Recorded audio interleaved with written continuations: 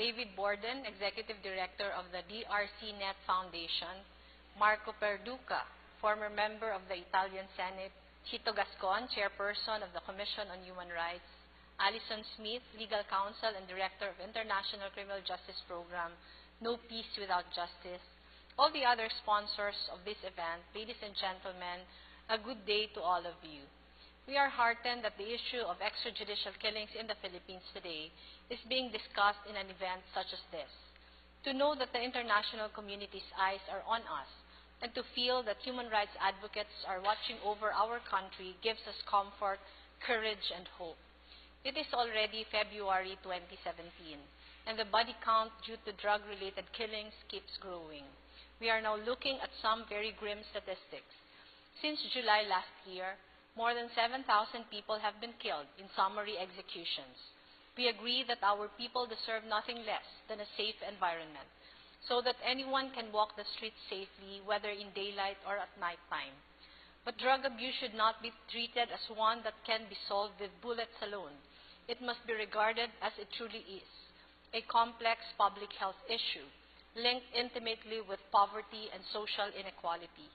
As it is, in some areas in Manila where poverty is rampant, residents tell us that communities are rounded up in places like basketball courts, women separated from men, those with tattoos asked to stand in a corner, their belongings searched.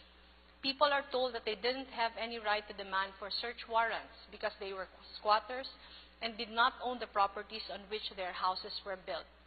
They told us of the Palit scheme, which literally means exchange heads, where the wife or husband or relative of a person in a so-called drug list will be taken if the person himself could not be found. Some of those have told us that when there's crime, they normally go to the police. Now they don't know where to turn to. Our people feel both hopeless and helpless, a state of mind that we must all take seriously. This is why the Office of the Vice President supports the rehabilitation of drug dependents. You cannot kill addicts and declare the problem solved. The solution is to design the proper health, education, and psychosocial interventions to prevent further drug use and help them transition into productive members of society. Another challenge is to drum up legal and psychological support for those who may have undergone trauma due to extrajudicial killings. We believe that when the public knows its rights under the Philippine Constitution, when the community is united in this knowledge, our people will be better protected. We must tread carefully on this, however, because in some cases reported to us, those who ask for a search warrant, for instance, have been beaten and physically abused for doing so. We must all demand greater transparency in the government's war on drugs, because this is a major publicly funded campaign. Our leaders must be honest about the basis of the drug war. What exactly is the scope of the drug problem? Why do numbers about the extent of the problem change, as officially reported to the nation by our President, inconsistent? We believe that any campaign against illegal drugs must be founded on integrity. The public must ask why no one is being held accountable. The public must be watchful. Around 500 complaints have been filed at the Commission on Human Rights and recommended to the Department of Justice for filing of cases. But until now, 7 months into the administration's drug war, no information has been filed. On top of this, there's a brewing problem. Death penalty might soon return, and the age of criminal liability might be brought down to 9. We believe this to be a huge mistake because death penalty for nonviolent offenses violate UN treaties and international human rights norms. Last Friday, a day before the EDSA People Power Revolution's 31st anniversary, we called the President to task on this. On behalf of the Filipino people whose daily struggles are escalating, we asked him to focus on the war that really matters, the war against poverty, instead of just the war against drugs. In a public statement, we asked him to direct the nation towards respect for rule of law, instead of a blatant disregard for it. We asked him to uphold basic human rights enshrined in our Constitution, instead of encouraging its abuse. We asked him to be the leader he promised to be, and evoke in our people hope and inspiration instead of fear. We told him Do not allow the lies to distort the truth. We also ask the Filipino people to defy brazen incursions on their rights. Our people have fought long for our rights and freedoms. The Filipino nation has come so far since our country's darkest days. We are not about to back down now. Thank you all for listening. May you have a fruitful discussion moving forward. The Office of the Vice President is looking forward to deepening this conversation further with you. Bill ni Senator Risa Hontiveros, nagkakaroon na rin po ng development sa counterpart ng champion natin sa House of Representatives na si Congresswoman, Iwa Party List Congresswoman M. Antipay Villar.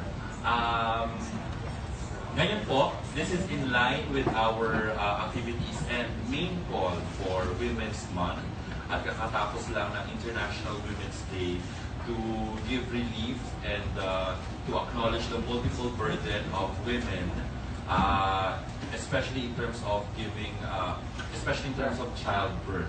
So hindi na po natin palalawigin. I would like to call on the champion in the Senate, the author of the 120-day expanded maternity leave bill, Senator Risa Hontiveros. Salamat, GB. Magandang umaga po sa inyong lahat at Happy Women's Month pa rin sa lahat ng mga kabaro na nandito. So, habang patuloy natin pinagdiriwang itong pandaigdigang buwan ng kababaihan, ako po kasama ni Rep. M. Antipay Villar ay nais pong ulitin muli ang aming panawagan para ipasa na po ng ating Kongreso ang Expanded Maternity Leave Bill. Pagkatapos po ng 25 taon, so isang henerasyon na, isang enhanced maternity leave policy na pantay po sa international standards at tunay na makatutugon sa dalahin ng babae, dalahin pisikal, mental at pangkabuhayan ay mas malapit na po nating makamit. Kumbaga kung ihambing sa pagbubuntis, konting ire na lang po at maisisilang na ang expanded maternity leave law. Mabigat po ang pasanin ng panganganak. Kaya hindi po pwede naman na lightweight ang batas ng gobyerno ukol sa maternity health care ng ating mga kababaihan. Sa physical demand lamang ng pagbubuntis, sabihin natin na mapanghamon ito, kulang pa yan. It just doesn't capture the experience. Kaya understatement talaga. Kapag po nasa kabuuanan ng isang buntis na babae, on the average, 15 kilo ang nadadagdag sa timbang na dinadala. So kasing bigat ito ng isang hollow block, isang medium size na microwave oven, o kaya itong mga sako ng buhangin na nandito sa harap natin. Ngunit, itong ang physical na daladalahin na isang maliit na bahagi lamang ng multiple burdens of nung pagbubuntis. Yung mental at economic challenges din ng pagbubuntis ay maaaring nakakalula rin. Yung kasalukuyan po nating maternity law ay hindi po nagbibigay ng sapat na paid maternity leave para sa mga babaeng nagtatrabaho din sa labas ng bahay upang ganap na makabawi mula sa physical demands ng panganganak, upang mas maayos na mapangalagaan si baby at upang makapagtatag ng isang mas malakas na mother-child bond, lalo na sa pamamagitan ng breastfeeding. So ito pong ating maternity leave law, pareho para sa public sector at saka private sector. Sa kasalukuyan yung kasalukuyan nating batas, nagbibigay lamang po ng 60 araw ng paid leave. Kulang po by 38 days sa minimum na iniuutos ng International Labor Organization sa bisa ng kanilang Convention number 183. At kulang din po yung ating kasalukuyang 60 days maternity leave sa maternity leave benefits sa ASEAN region natin. Halimbawa po, natatangi talaga Vietnam. Ang Vietnam po ay nagkakaloob ng 120 hanggang 180 araw ng maternity leave. Kailangan po nating maunawaan na yung kung may sumingit sa aking notes.